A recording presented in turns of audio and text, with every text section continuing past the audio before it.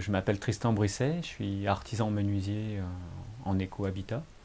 Je suis installé depuis septembre 2006. Dès mon installation, j'ai souhaité ne travailler qu'avec des matériaux écologiques, et notamment sur les isolants. Et je me suis formé en Belgique et en Allemagne, puisqu'en France, il existait très peu de structures pouvant permettre ces formations-là. Qu'est-ce que c'est que l'éco-habitat? Derrière le terme éco, on peut mettre plein de choses. Il y a le côté économique, il y a le côté écologique. Moi, j'essaie de pouvoir lier les deux, écologique et économique. Donc, c'est l'utilisation de produits qui sont dans leur fabrication le moins nocifs possible pour l'environnement, qui sont dans la mise en œuvre également pas nocifs pour le professionnel qui va mettre en œuvre ces matériaux, et puis pour l'occupant des lieux qui va aussi dégager un minimum d'émissions afin d'avoir un habitat entre ce qu'on peut appeler un habitat sain, quoi. Donc, notamment pour tout ce qui est matériaux isolants, de travailler avec des produits qu'on va appeler biosourcés, donc des produits à base végétale essentiellement, comme la laine de bois, la ouate de cellulose à partir de papier journal, donc, ou alors des laines de chanvre, etc.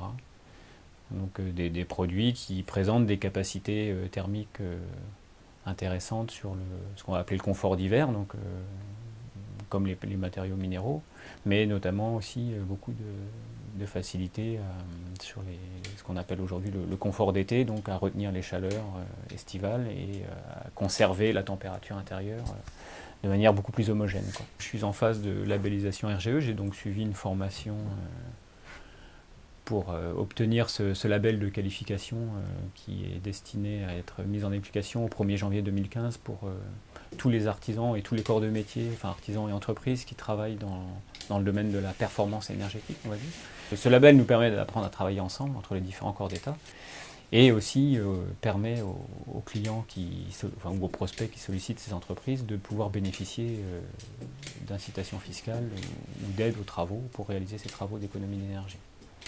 Alors, qu'est-ce qui fait qu'une bonne isolation sera mise en œuvre? Bon, il va falloir déjà trouver des professionnels compétents, donc qui ont suivi des formations de mise à jour ou sur les nouvelles technologies ou mises en œuvre à effectuer. L'isolation, c'est un complexe, un isolant plus un système d'étanchéité à l'air.